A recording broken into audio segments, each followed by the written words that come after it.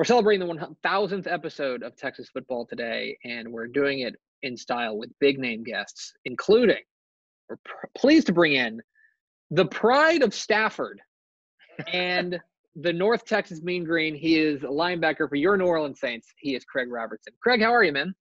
Man, I'm doing awesome, man. How you doing? I'm excellent. Appreciate your time. First and foremost, the most important question these days is how are you? How's the family? Are you guys hanging in there? Oh, man, we're doing good. I actually just got tested like 2 days ago. It came back negative. So Good. that just kind of shows, we've been quarantining at the house, haven't really had any symptoms, just been trying to take care of each other, just one day at a time.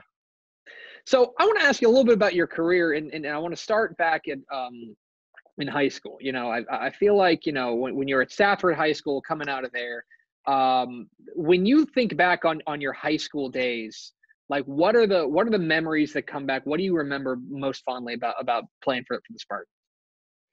I mean, we actually turned a football program around. We weren't bad when as we were middle schoolers. We joke about this all the time. We were horrible, right? So we didn't win a game in middle school.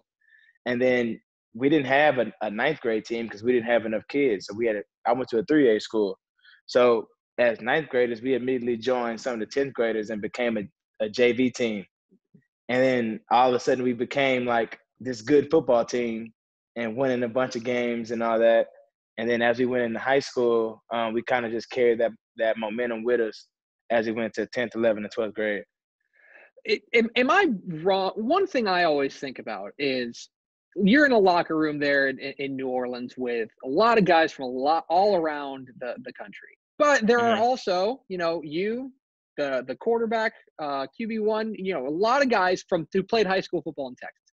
I imagine that in NFL locker rooms, there is at least some John about who has the best high school football. Am I wrong about this? No, you're 1,000% correct. And it's something that happens every day. We got a bunch of guys from, Florida, California. We had a bunch of guys from Ohio at one point. And Ohio felt like, yo, we got the best football. And then it's like guys start counting national championships or guys in the NFL currently at the time. So I mean, it's a constant argument that we have daily. So, one thing that I find really interesting about your career is I think your career is it should have stopped about 10 different times. You're a 2-star recruit coming out of Stafford. You go to you don't have a ton of offers. You go to North Texas, become an all Sun Belt player there. And then you're undrafted out of North Texas. Oh, okay, fine. Now you're over 500 tackles in the NFL. Like, is that how you view your career too? That it was just a matter of like, I'm just not gonna stop. Yeah, actually, no. I've always viewed it as just a year at a time. Like I didn't get any stars until I signed my letter in high school.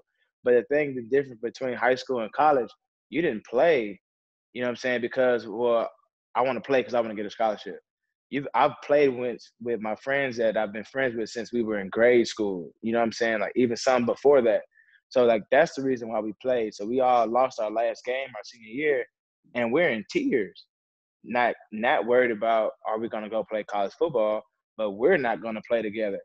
So you had that conversation every year with your coach, where it's like those seniors that leave, it's like, hey y'all, this will be the last time this locker room will ever be the same. And that was like the hardest part. So I'm like, it was always year after year. And so when I got to college, it was more so like, all right, cool. Well, I got blessed enough to get a scholarship. Didn't have a ton of offers, but I was always a 3-4 sport guy. So I didn't go to Nike camps and stuff, all that, how all these kids have now. I was playing another sport. So, I was all district, all region in football, all state in basketball, all district and all that in baseball. So when the season was over, I was rolling. Like that season was done for me. And so when I finally got to football, I can finally focus on one sport. And so I knew if I put enough focus into that one sport than I did with all 3 and 4, because I did track as well, then I was going to be just fine. Yeah, it's remarkable. You hear that all the time now, and that's a big push when you talk to high school coaches. They want guys to play multiple sports. Like Yeah. they don't want you to just be a football guy. They want you to be a track guy, go out there and play basketball and stuff like that. And I feel like you're a testament to like, yeah, you just got to have like, if you're just have a diversity of skill and you're just like as athletic and out there competing, then it's contagious in everything that you do. No, definitely. I mean, even guys used to think I was crazy, but like now, people pay a lot more attention to the science, right, of football. So if you play a game on Friday, hey, we'll come get a light lift or a run on Saturday. We didn't have that when I was in high school. So instead of me not having that, I ran cross country. And so I'm like, well, if I'm going to run, I'm at least going to try to get a medal for it or something. So I at least made it fun. But, guys like, dude, you're crazy. But I'm like, it ended up being the best thing that was for me because come, Monday when we're back at school, I was ready to go. Like I had all that stuff flushed out of my system already. It's Craig Robertson, a linebacker for the Saints, joining us on Texas Football Today. Get involved in the conversation at #TF Today. So I want to move on to your career at North Texas. You progressively got more and more prolific and putting up numbers. You end up leading the conference in tackles your senior year. But at the same time, there weren't a ton of wins. You know what I mean? It was a bit of a struggle there during your time. How did you balance, going out there and giving your all and putting out these unbelievable seasons when it's just not showing up in the win column? Yeah, it was tough, but being with a program that I changed in high school, right? I've seen both sides. So I saw the wins and I saw the losses, and I saw how close we were at North Texas. So it was easy to stay focused. You know what I'm saying? Like when early on, it was tough. We had my freshman year, all the coaches that recruited me, some of those guys left before I even got there. And so I'm like, well, I get there, but I'm like, all right, cool. That's part of the business. I got new coaches. And then the next year, all the coaches that were there, they all got fired. And so I'm going into my second year with all new coaches. And, that's how everybody feels like, oh, it's a clean slate now. So you got everybody with a newfound energy. And my whole thing was like, well, I got to go win a job. Everybody's on clean slate. And so it was like, as soon as you win that job, your whole energy is now become to keep that job and progress yourself as a player. So you become a player and then you become, a leader, a captain, and just keep going. That's how I always envision the steps of like football life. You know what I'm saying? Like if you're not trying to lead anywhere, then you're probably leading your guys in the wrong direction. So even though we didn't have that many wins, we were a close-knit group, and guys that are my best friends, in my wedding, guys I still talk to this day were my teammates that were in college. I want to ask you now about going to the NFL. You're undrafted out of North Texas, going to the NFL, and now you've stuck around for a decade now. I'm not trying to call you old, but you stuck around for a while with the Browns, and now with the Saints. I'm interested in kind of that transition and going from college to the NFL. We hear all the time about how it's like, man, it's a different ball game. It's a different ball. Can you put it into perspective? Maybe the difference between like playing college football, playing at a high level, but playing college football and then going into the pros. Yeah, no, I mean, it is a different ball game, but the thing is, it's still 100 yards. You know what I'm saying? So a lot of kids get confused thinking that the field is different. The game is a little bit faster because guys are smarter. And so the thing is, like, your study habits have to come better. In college, you can show up on a lot of fields and just play. And you can play and win. And, when you win, you feel like, well, I'm good enough to win. And then when you lose, it's like, well, I have to get better. But when you're in the league, like, if you lose, it's like, all right, well, bet you lost. That doesn't mean you're bad. The other guy was most times just better than you. So you have to figure out how to outsmart that person, not more so like try to change what you were doing or try to outsmart the other team. Is you outsmart on certain plays, like just watch more film. And that's the difference when it comes to the league, because it's like milliseconds. Where in high school or college, you run the 4.6 and you make that play. But you run a 4.6 and, well, that person's a little bit faster. You got to change your angle. You still run that 4.6. Your angle has to be different. So it's just the small little details. And now, I want to ask you about, I think the big question that everybody, when I think of Craig Robertson, I think of LWC Oil Services. That's the number one thing that jumps to mind for me. I feel like that's maybe something people don't know about you. Is you are an entrepreneur. You've opened up an oil, a trucking company out in West Yeah. Texas. Can you tell us a little bit about this part of your world? Yeah. So it's a bit of a unsung. I kind of keep a lot of that stuff to myself. I probably promote it a little bit more when I'm done. But it's definitely something that it's like a family deal. To be honest, it's something that I wanted to create for my family. Just on down the line, when I was done playing ball, like I want to show my kids what hard work looks like. And I'm like, you work hard to play the game of football, but you want to enjoy your rest time and enjoy your kids as well. But they want to see you doing something.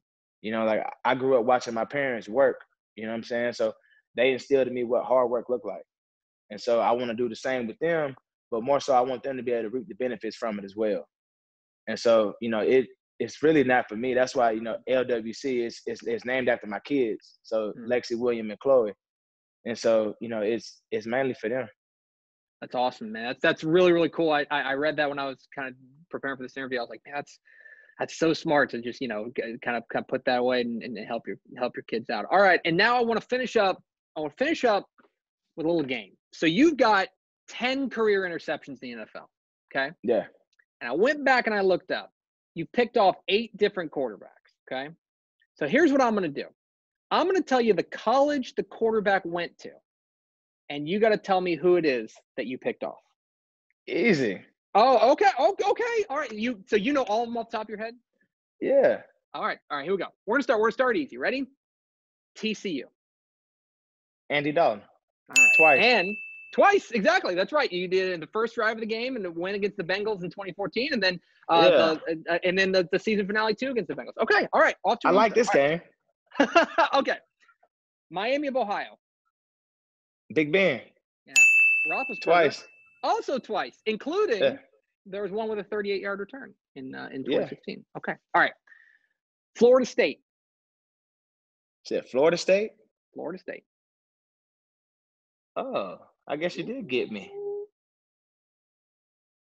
You want me to give you a hint? You want to give you a hint? All right.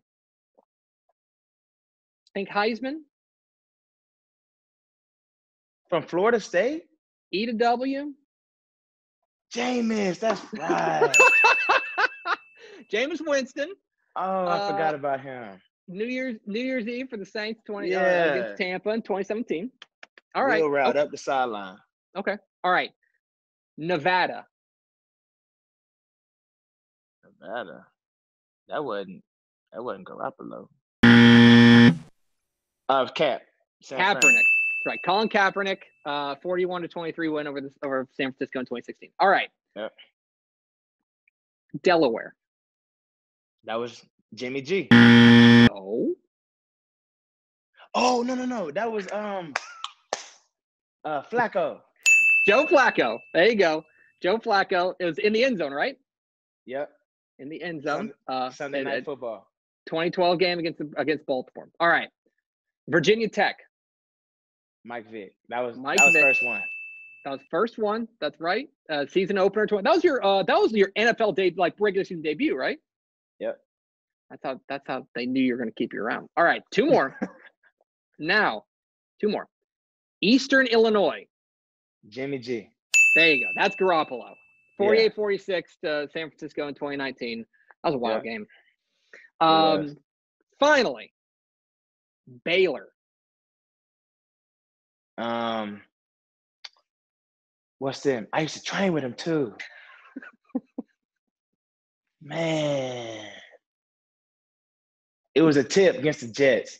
Mm-hmm. There are Baylor fans screaming at their computer screens right now. Oh, my gosh. He was like a 3rd or 4th round pick, too. Mm-hmm. Mm-hmm. And I can't think of his name. See, hey, you got me with this game. You want me to tell you? Yeah. Bryce Petty. Man. Bryce Petty. So there you go. That's 10 right. Interceptions. You got 2 of them twice with Roethlisberger and Dalton. Yeah. What Roethlisberger's twice in the same season. No, they were different Oh, years. oh, different years. That's right. Okay, so it's Yeah. different years. But yeah, you've been picking on a lot of tech. I mean, Dalton's a Texas kid. Petty's a Texas kid. You gotta, hold off on your boys, man. It's a game. He's Craig Robertson. He is the Saints linebacker and the pride of Stafford High School and North Texas Mean Green. Craig, man, really appreciate your time, and we are looking forward to seeing you in the 2020 season. Yes, sir. Appreciate you. Take care.